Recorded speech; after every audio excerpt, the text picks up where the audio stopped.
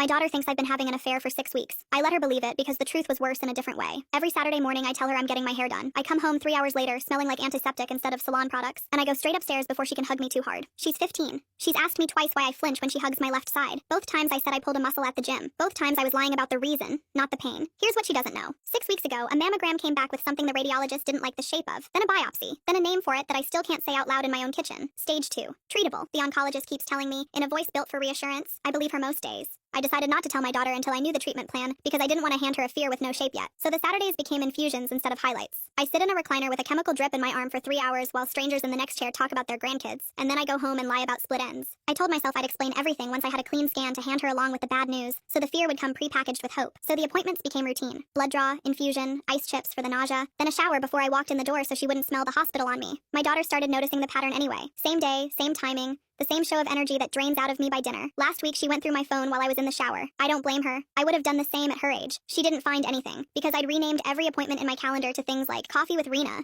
out of a fear I couldn't name properly. Not shame. Something closer to the old habit of protecting her from things I couldn't fix. My mother pulled me aside after church and asked very quietly if I was losing weight on purpose. I told her I'd just been stressed at work, and for the first time in 6 weeks my voice actually cracked enough that she stopped asking and just held my hand instead. I almost told my daughter a dozen times, at the dinner table, in the car, once with my hand actually on her bedroom door. Every time the words got as far as my throat and I swallowed them back down, along with the fear that saying it out loud would make it permanent in a way silence didn't. Yesterday she told me she was skipping her Saturday sleepover to come get her hair done with me instead, as a surprise. I didn't argue because I didn't know how to explain why that was the one place on earth I couldn't take her. This morning I was in the recliner, IV taped to my arm, hospital gown slipping off my shoulder, when I heard her voice at the end of the row say,